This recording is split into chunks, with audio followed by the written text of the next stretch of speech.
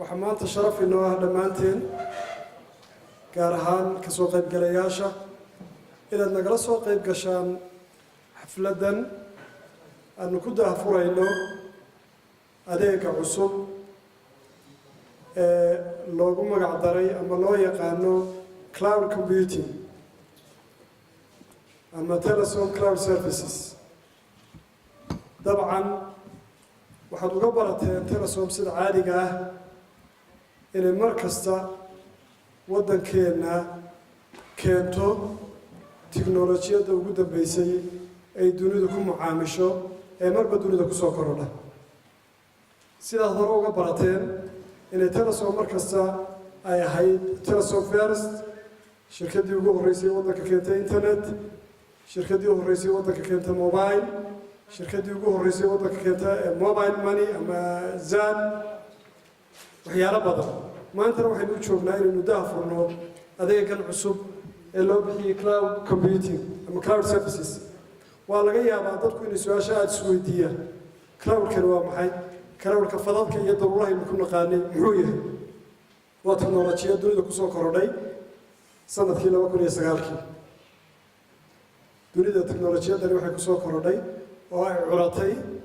2009 markii ugu horeysay marka cloud computing markii la sameeyay waxa laga fikiray sidee loo save gareyn karaa xogtaasi meel ammaan ah oo dib kasta haday dhacdo ku ammaan gali karto loo heli karaa waa shayga kood waxa laga hadlay security iyo ammaan number 2 haba la helo ammaankii sidee wax reliable oo lagu kalsoonaan karo noqon karaa haba noqoto wax lagu kalsoon yahay amaana marba intaan u baahdo ma heli karaa se waxaan u baahnay inaan bakhaar weyn ka karaysto oon sameeyo aan ku soo dhawaado cloud computing wuxuu sameynayaa waxaasoo dhan inaad ka maaranto inaad halkaad karaysanaysa ka maaranto inaad ka maaranto shaqaalihii ku mashquulsanay 24 saac halkan u joogay inaad ka maaranto security-gii iyo warwarkii aad ka qabtay xogtaadana inay burburto kaliya waxaad u baahan tahay hal computer inaad soo iibsato xafiiskaaga dhigato dabeetana xogtaadii oo nooc kasta leh meel kugu kaydsan meeshaad doonto iyo markaad doonto baad access garayso ood gasho ood akhrisan karto ood xog ku biirin karto ood xog kala soo bixi karto waxyaabaan soo bandhigayna oo ah runtii engineer cali hadhow soo bandhigi doona ah applicationada imika inoo diyaarka iyo qaababka runtii uu service u socdo waxaa ka mid ah 10 iskuul oo ka mid ah iskuuladeenan dowladda gaarka loo lahayn in runtii aan isku dayno in iskuullada la soo gaarsiiyo heer sida kuwa private-ka sida gaarka ah loo leeyahay ay gaarsiisan yihiin marka waxaa jira school management platform aan sameyno ay shirkadda telesom sameysay kaana in aan ku bilowno 10 iskuul ee ugu horeeya in bilaash loo siiyo runtii oo si tabarucaad si aynu waxbarashada u soo qaadno iskuulaadka dowladda ee dadka ka dhaxeeya runtii in aan sare u soo qaadno ugu horeyn way noo farxad Soomaaliland ahaan ama bahda tiknoolajiyadda inaynu maanta halkan ku launch garayno adeeg ka mid ah adeegyada adduunka ugu casrisan oo kaalna inoo shaqeeyo runtii aad iyo aad baan anigu ugu faraxsanahay shirkadda Telesomna waanu uga mahadnaqnaa dadaalka iyo investmentka ay geliyeen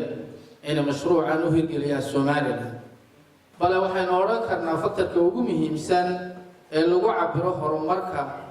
dal amba shirkad amba institution wuxuu doonaha ahaadee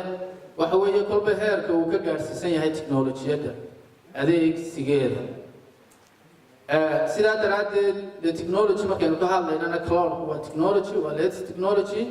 amba waa adeegyada technology-ga lagu bixiyo ka ugu casrisan weeye adeegyada caynkaas haddaba shirkadaha maanta ee loo fulay ee iyagu ku kharash gareeyey lacag wax ka doonan maayn horumarna in dalka iyo dadkooda ay geliyaan ayay mada tahay iminka dadku waxaad moodaa inay kala aamusayno hadalkiiba uu soo yaraanayaayo cafeteriada tagtid iyo hoteelka tagtidba afarta joogta ma wada sheekaysato nin kasta waxaa ku fooraraa internetka ama facebook ku jiraa ama WhatsApp ku jira ama wax kale oo maxaan ku raadayay isaga de markaa uu interest gareynayo ku jira waayo adduunkii baa isbedelaya oo maalin kasta wuxuu leeyahay weji cusub iyo wax cusub adeeg cusub kolba wixii isba taagay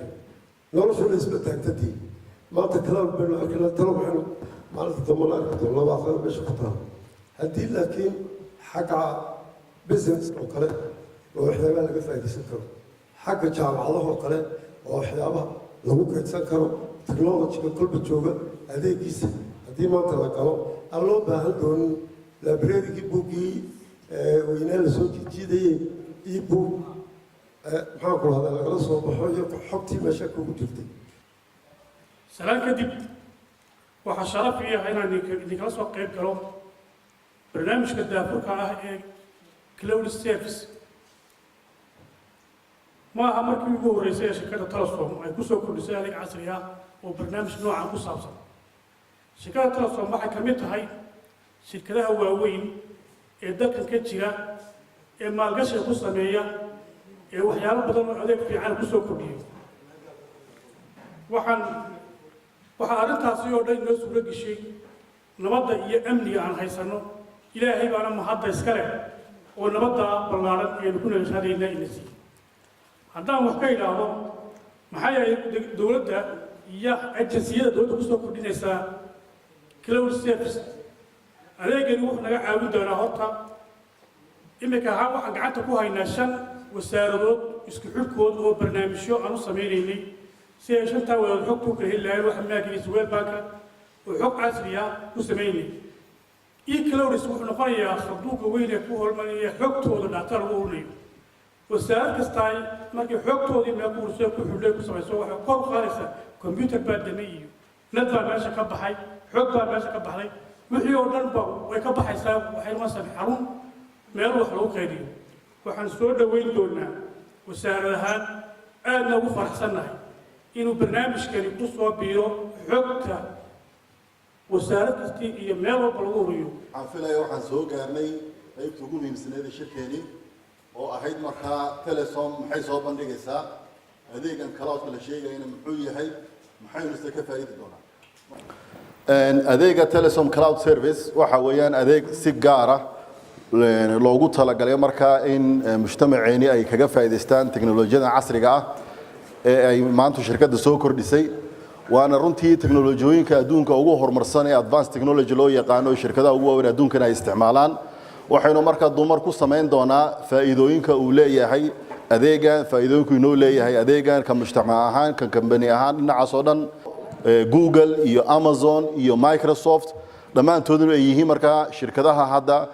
shirkadu way badan yihiin laakiin kuwa ugu caansan oo baan soo qaatay iyadoo waliba shirkadda Amazon ay ugu horeysay qoladii bilowday cloud-ka kadibna ay noqdeen Google iyo Amazon inay Google iyo Microsoft in ay soo gaaraan muxuu ahaa shirkadda Amazon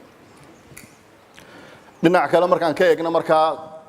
adeeg walbaba iyo cidda loogu talagalay markaan u eegno waxa weeyaan SaaS markaan ka hadlayno waxa loogu talagalay end userska oo ay noqon karaan hay'ado ay noqon karaan shirkado oo ay